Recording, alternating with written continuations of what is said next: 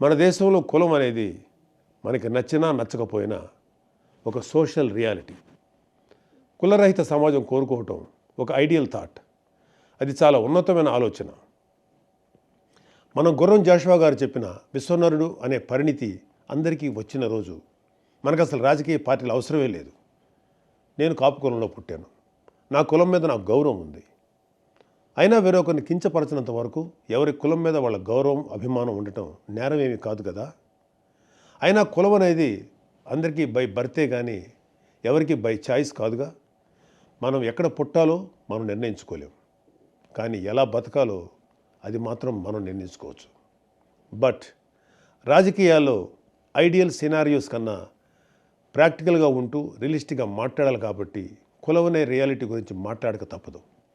అందుకే పవన్ కళ్యాణ్ గారు ఎంతగానో ఆలోచించి జనసేన మూల సిద్ధాంతాల్లో ఒకటైన కులాలను కలిపే ఆలోచన విధానం గురించి చెప్పారు. మన సమాజంలో పెద్ద సంఖ్యాబలం ఉన్న కులాలు చిన్న సంఖ్యలో ఉన్న కులాలను భుజం తట్టి ప్రోత్సహిస్తే మనకి సామాజిక న్యాయం అనేది ఆటోమేటిక్గా జరుగుతుంది. అందుకే కళ్యాణ్ గారు ఒక మాట అన్నారు, రాష్ట్రంలో అధిక శాతం జనాభా ఉన్న కాపులు ఒక పెద్దన్న పాత్ర పోషించాలి అని.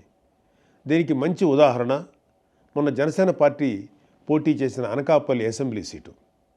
అక్కడ 40% కాపులు ఉన్నా కూడా జనసేన ఆ సీటుని ఒక బీసీ సోదరుడైన గౌర సామాజిక వర్గానికి చెందిన శ్రీ కొణతాల రామకృష్ణ గారికి ఇచ్చింది.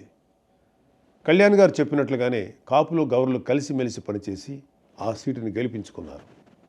అసలు జనసేన మీద కులముద్ర వేసి విషం చిమ్ముదామని చూసి ఎవరైనా ఈ ఒక్క ప్రశ్నకు సమాధానం చెప్పగలరా?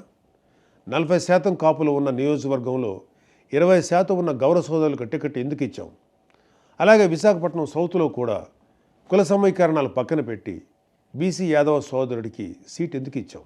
ఎందుకంటే మేము కులాలను కలుపుతూ ముందుకు వెళ్ళాలి అని మనసా వాచా కర్మణ నమ్మేవాళ్ళం కాబట్టి. కళ్యాణ్ గారి సిద్ధాంతాలను జనం కూడా నమ్మారు కాబట్టి వైజాగ్ సౌత్లో జనసేన అభ్యర్థి వంశీకృష్ణ యాదవ్ గారికి రాష్ట్రంలోనే అత్యధిక శాతం ఓట్లు వచ్చాయి. ఎందుకంటే ప్రూఫ్ ఇంకేం అవసరం లేదు. అయినా వైసీపీలోని నాయకులకి ఒక మునిశాపం ఉంది.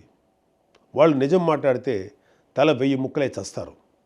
నోరు ఇప్పితే చాలు అబద్ధాలు, లేదంటే బూతులు. ఈ రెండు తప్ప ఏమీ రావు వాళ్ళకి. చిన్న అవకాశం దొరికినా ఏవో మాయమాటలు చెప్పి కులాల్ని రెచ్చగొట్టి కుల రాజకీయం చేయటం వీళ్ళకి వెన్నతో పెట్టిన విద్య.